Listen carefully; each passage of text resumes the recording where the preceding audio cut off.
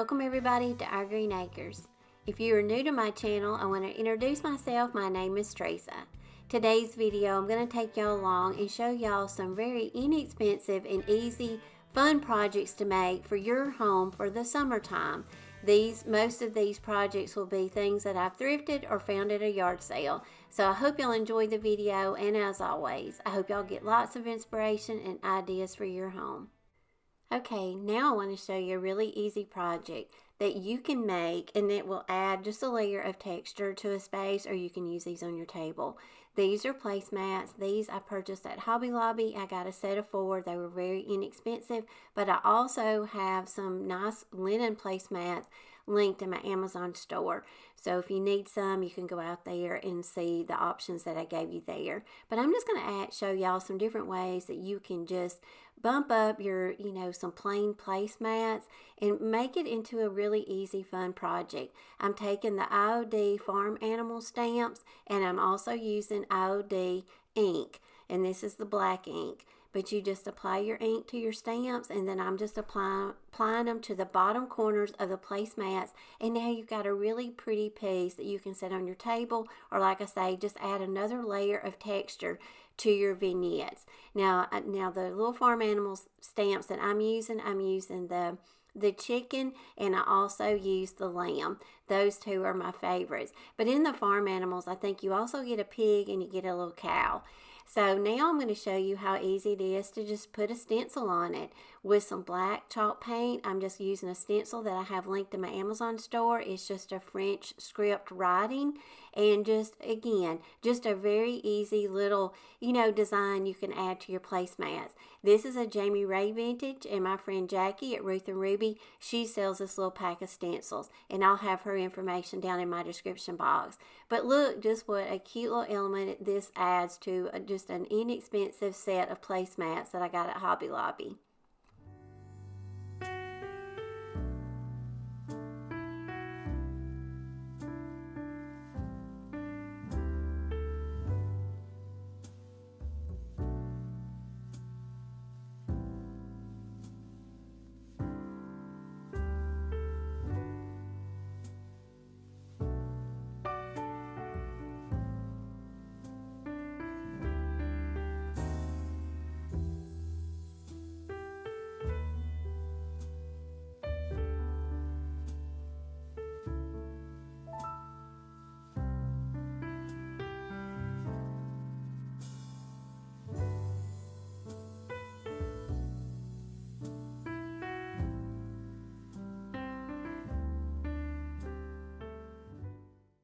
Now I want to show you a fun project using a bread box. Now y'all, we all love to upcycle bread boxes, and this one is one of my favorites because it has a roll top. And I got this at Goodwill, and I paid $3.99 for it. So it is a shiny aluminum. So I'm just going to spray it with a coat of Rust-Oleum matte clear enamel. This right here will kind of just give it a good top coat to where a good base to where my paint will stick better. And then we're just going to spray paint it white using our Critter spray painter that we just got, and we've been spray painting so many things with it, and I'll have it linked to my Amazon store also. But y'all, this is a new stencil, and leave me a comment below if you've ever used a mesh stencil. This is going to be my first time. This stencil came from Makers Studio, and I'm going to leave their information down below, so if you want to go out and check out their website, they have lots of project supplies. They have stencils, they offer transfers, they have paints, just all kinds of really pretty project pieces and supplies that you can use just to really, add just a lot of good details to your projects.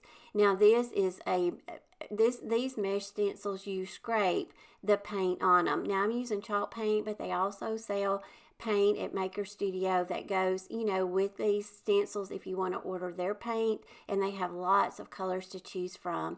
But I'm just using some chalk paint, and I'm using a plastic pampered shelf scraper, but they also offer the scrapers at Makers Studio.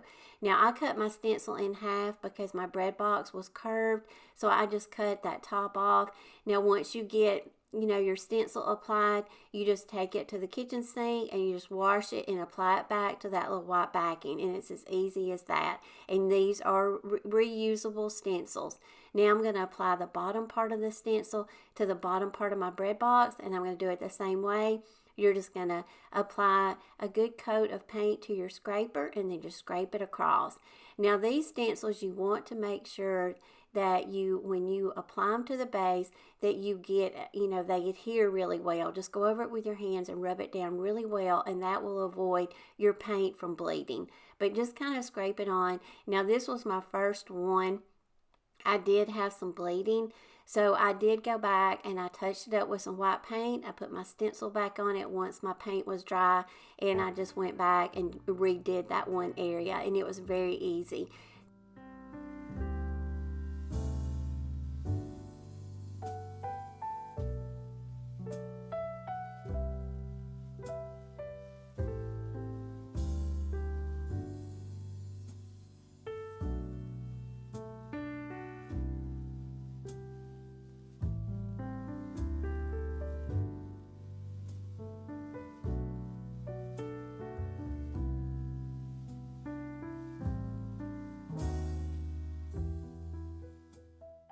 Now I want to show you how little inexpensive pieces can really add to your vignettes and your spaces. This is just a little crusty chair that I picked up at a yard sale this past Saturday for $5. And if you want to see me at the yard sale and all the things that were there, make sure to go over and follow me on Facebook at Our Greene Acres, because I've got a video up of me and Ben at the yard sale, and some of the things you'll see that we picked up and some of the things that we saw there. It was a really good little yard sale. But they had this little chair, and it looks like somebody tried to work on it, maybe was stripping off some paint, and maybe they just gave up. But I love the texture and the crusty stuff on this little chair, and I'm going to leave it just like it is, but I'm just going to give you some styling ideas of how, a little $5 inexpensive chair at a yard sale, how we can add such cute little character and texture to your vignettes. Now I want to show you a cute little patriotic project. Since we've got 4th of July right around the corner, I'm going to upcycle some of these little inexpensive flags. I ordered these from Amazon. You got 12 to a pack for just a few dollars. You want to soak them in coffee just to give them a little bit more of a primitive look. Then I went around my yard. I just gathered up various sizes of sticks, and then I cleaned them, and then I sprayed them with some clear sealer just to make sure, they were sealed good before I brought them in my house. Now I just cut them down to size, and now I'm going to take those little flags that I took off the, original poles, and I'm just going to hot glue them onto my sticks. This just gives your little flags just a little bit more of that little primitive look, and just gives them a little bit more, just a little bit more texture. And then you can add these to all your little vignettes for the summertime and also for 4th of July.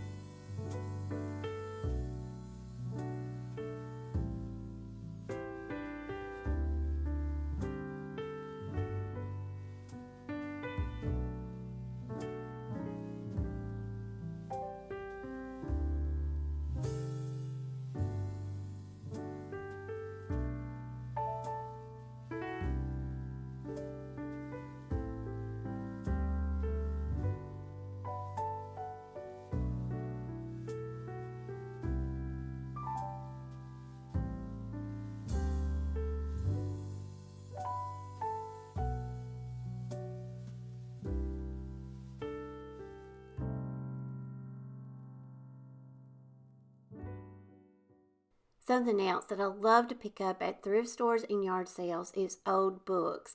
And you just go with whatever colors that you want to pick up and what works well in your home. But old books make such great decor pieces, and they're so inexpensive. These were found at a yard sale, and I paid, I think, less than $1 for them. So I'm just going to give you some styling ideas of how you can stack your books, and just turn them into really pretty home decor and you haven't spent a lot of money. Now you're going to see the books in just a minute styled again, but I want to show you this really pretty little angel or a cherub that I got at Goodwill, and I think I paid $3.99 for her, but she makes just a really pretty stacking element on top of the books. Now I didn't do anything to her. I thought she was beautiful just the way she was, but just to give you more ideas of how you can decorate with old vintage books.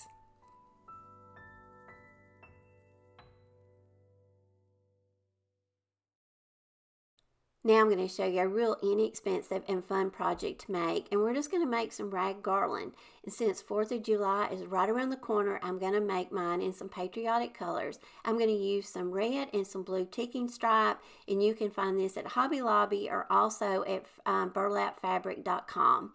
Now I just ripped mine in strips, and I'm also using an old bed sheet. Y'all know I have used this bed sheet so much, but once your bed sheets wear out, don't throw them away. Rip them up and use them in your projects. So I'm just using 3 different colors for this one. I'm just basically tying it on a piece of long twine in a knot. Now you can also loop them on, but you can make your garland as long or as short as you want to, and this just makes a great little piece now that you can add to your patriotic or your summer vignettes.